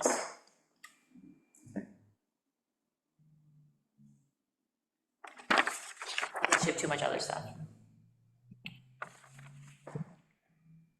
Hey, Ronnie, Hey, Wolfgang? to your question, I have nothing. I just have an old iPhone 8 and the screen is acting up sometimes. Okay, that's fine. I figured you were in Dead zone. a no reception area when we said that, so that's Yeah. okay. Thank you, Wolfgang. Have a safe trip. Thank you. He's on the road. Okay. So we started talking about the CEC project. John's suggestions were good. Did anyone else have any more suggestions or things we could focus on? I want to focus on spending, recouping money or not spending, like, not creating a project, but using it for something that we were already previously going to purchase. So I love the idea of trying to get those lights paid for. I can. Something we see- otherwise need would be my first choice for expenditure. If we could do the LED light installations and potentially the garage light replacements, I think those are good, because they probably use a lot of energy out Yep. on old lights. Anything else? I'm keeping, to go back, excuse me, to get back to our discussion about the electric mowers, I have a link to send me the information about EV mowers from one manufacturer that I found, but that's all I've got right now, and it's just, people saying, yeah, it's a great thing. Unfortunately, the equipment is so new, you don't know about its lifespan. How long do the batteries last? What do you do with the batteries when they no longer charge? Things like that can get expensive. So there are things to consider, but I think that the electric mowers, and obviously any of our DPW's landscaping, working tools that can be converted to rechargeable battery packs rather than gas-powered, we can look at that too. It sounds like mowers are not there yet, but I do think that we should also consider, if we can't spend the money on lights, which is preferable, then the electric leaf blowers, because there is noise pollution as well as gas pollution, and it's pretty substantial. The only problem with an electric is how are you gonna get a cord out in the middle of the park? if No, you're it would talking be about it would be battery. They use Oh, battery. so it's battery. Battery, yeah, Yeah, battery electric pack. battery. Or recharge. So they're- But they're much, rechargeable they battery. just, Because I have a leaf blower that's So much rechargeable, quieter. and it works good.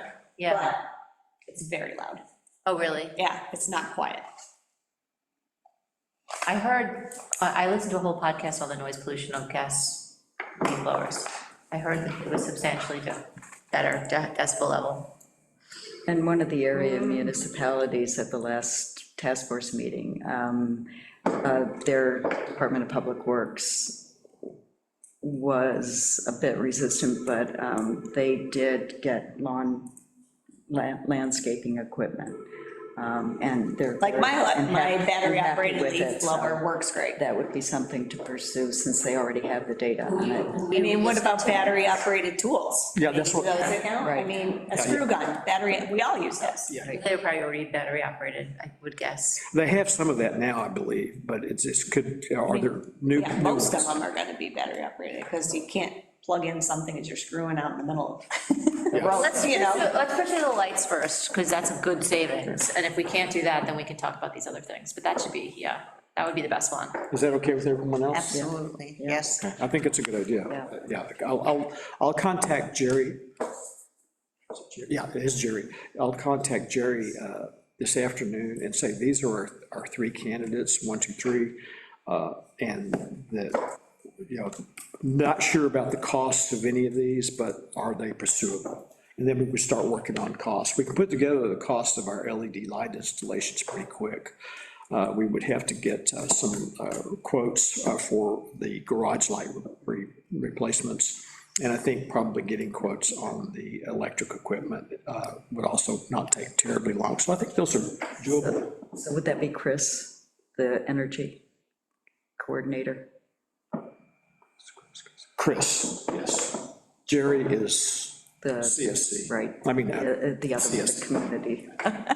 Resilience. Like I said, it's been one of those days for me. Okay, but I will contact them and probably get a response in a day or so, so we can proceed, so that's a good discussion, thanks. The last subject, and I promised not to take terribly long, I just wanted to, Jody, if you would let me share my screen, go over the capital plan. I don't know if any of you or all of you have had a chance to. I thought it was very well laid out. The only thing is, everything is in there, and it's very hard to follow. So when you're looking at things, you have, like, did you see the one that I sent to Yes, Excel? I looked at yours That was also. so easy to look at. You had your roads, you had your equipment, you had your water infrastructure, you had your sewer infrastructure. kind of- This has everything in It's there. good to have both, because one provides like more, this one, Ronnie's is more of a like future planning tool, and yours was more of a. No, that's a few, no, his is more current. Okay. Ours was the whole picture as the, there's like a list of all the roads, and that one right there Yeah, is that's more Ronnie's. current. I thought it was super helpful, I don't know. I like both of them. The object of this thing was not really to replace Jody's spreadsheets that she's got. This is more that we can use in this meeting every quarter or so and talk about where we are, what we need to do. If there's something new we need to add, put down the road and plan for it. It's more of a status report sheet than an actual details. It can be changed, and I came up with this quickly. We can adapt it, add to it, remove things, change how it looks, whatever. This is all listed in the budget where I do explanation of every single project. Yes. It's right there, it's on like 3 pages. Right, Easy and that's to where I do. got a lot of the information. Right, my thought is, if you want to do it, that's fine, but you're doing the same thing over and just in another way and over again. Right. It's like, This provides a nice visual for us to see what's happening with the DPWs a little bit, for me at least, like, I was just trying to think of like where where are we and where are we going on some of the bigger projects? That was like a question that was raised. do you know what I'm talking about, the Yeah, sheets your sheet that I write out? Yeah. Because that's what I look at Yeah. all the time.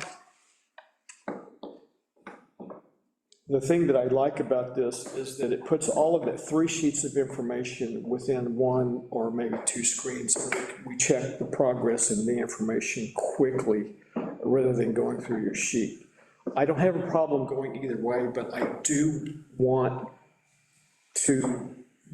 for us to at least quarterly come back and revisit this sheet about the progress, things that we need to adjust as far as implementing, maybe move out or bring some in.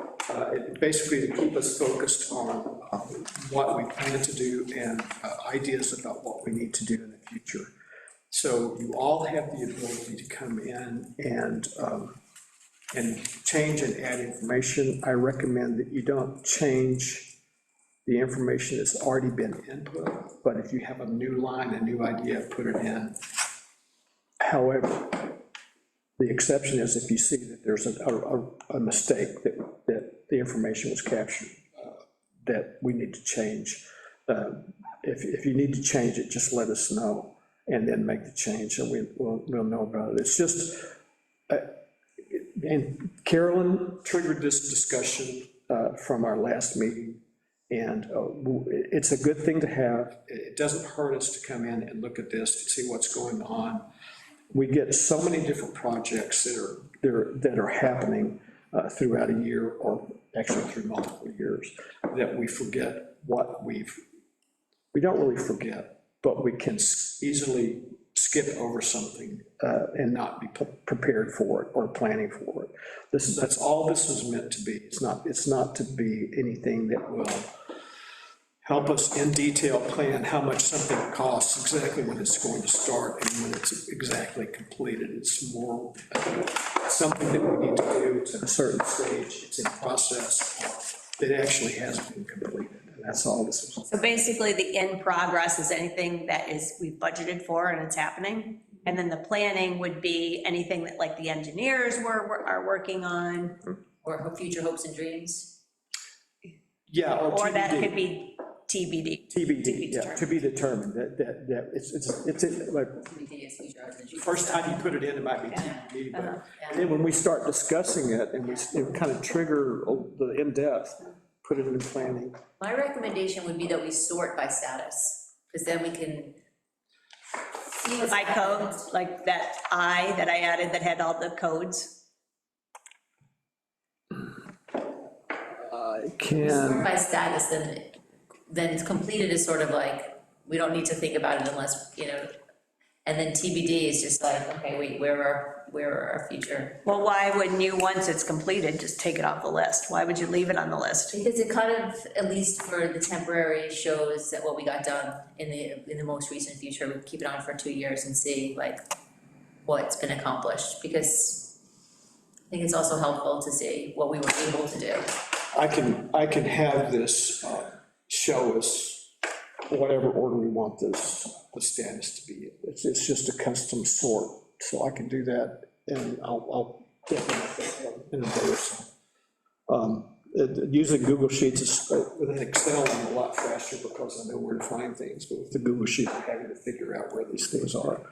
But that is possible, where we can show in process, and TBDs and completed. We could put at the very end. So yeah, it's not a problem, and we can back out of that. It's just a matter of removing this. And then Jody, if we have every year a new tab, then you can see the blue completed each year nicely also. I like it. Let's just try it. We can make it better. You just use it. It's basically to be used for discussion. Today's was not to be much more beyond that introduction for people to start with. To look at it occasionally, you can look at it at any time online. That's see why where I we are. print out that whole explanation for you guys at the end of the budget. You're supposed to use that and look at that, and that triggers your brain, Right, right? yes, it does, Well, it triggers mine. yeah. And that sheet will probably be a duplicate of all of the information we've got and start from the budget process. But in between those budget cycles, we can take a look at this and see where we are and what's coming up and what we need to add. It can also be a place where we can put ideas that we need to include in the budget that have not been thought of to date. So we'll just try using this for a while and discuss it. So we will continue using it, and for the time being, and our next quarterly thing will be in December. We'll take a look at it again. Obviously, if there are a lot of changes or things we needed to add to the sheet, it might warrant a discussion before December. But at least plan on a December discussion on this. And that sort of is just prior to our kickoff for budget cycle 2. So it can kind of put us in the mind to start thinking about next year's budget. So anyway, that's really all I wanted to do today, is show it to you if you haven't already looked at it, and let you know that if you need the link, I can send you all the links again. I would recommend that you bookmark it somewhere in your browser and you can get to it quickly. Is it final? Is that the final? As much as it can be. I mean, we can add columns, we can remove columns, we can, as The suggestions. we, the collective we. Well, It's not final, because it's a working document. Yeah, Oh, no, yeah, I it's good. understand that, but Yeah, it's like there. what I want to start with is the working document that everybody has, so we don't, Well, it's a Google Doc. okay. Yeah, it's continually, like, if there's an idea that one of you had, something we need, you can put it in here with as few details or as many details. Like we could put in here now, the LED lights and Yeah. garage lights. Yeah. Others for us. Grant LED lights, garage lights. That's the spirit.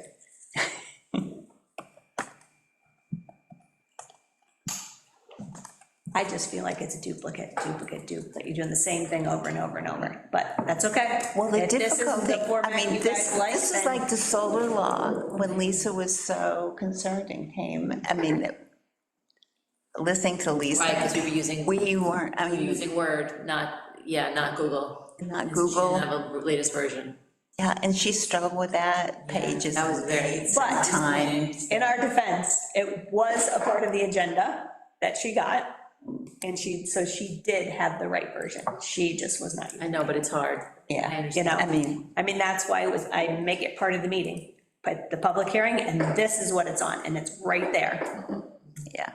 And there's a lot more detail on that sheet that explains a lot more. It's Well, very. It anyway, gives them more details, and it's a good. Rewrites, and it's like, turn off the markups, I can't even read that. Yes, that's the problem. That's a problem for me, but I've solved that myself. Lead time is one of well, as long as you don't confuse ourselves, which is easily done, I think. I'll put that in the planning mode. And The thing that I do like is that you are bringing this up quarterly. You could do it from my sheet, but, Yeah, right.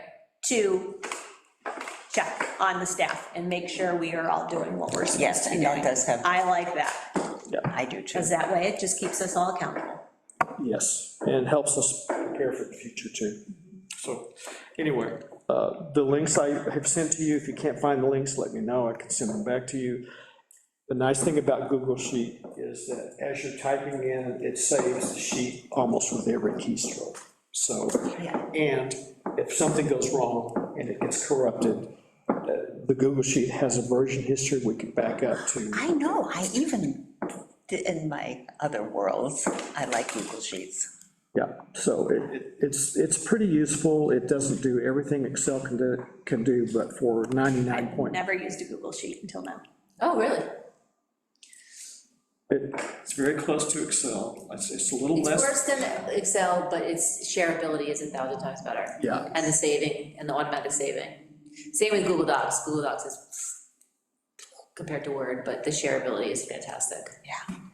Okay, so I'm just going to try to get back to my Zoom. Ah, there we are.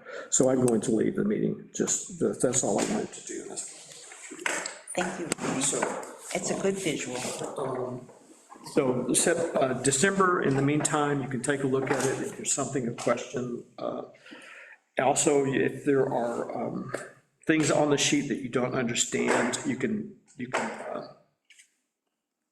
obviously contact us. It may be that we can attach a note to certain projects that are line items that need a little explanation, so when you hover over the description, that it will pop up a little description for people, but I don't think that that's necessary. Most of our titles will be enough to, Too complicated. don't want to make it too complicated. It's flexible, so we can make it, we can adapt it to do whatever. Simple one. Okay, so that's all from me. Jody said, Kathleen, Jody, and myself will be in NICOM next week. If there are questions you want any of us to track or ask, you can send us emails and we can do that, but we'll be It's gathering. like an interesting agenda. Yeah, it had some new stuff, Yeah. yeah, so it looks like it's gonna be good, as usual, so we'll bring back lots of information and turn on the fire hose when we get back and share it with you. Anyway, that's all I have for today. Do we have a motion to adjourn? I so move. Kathleen, in seconds. All those in favor, say. Aye.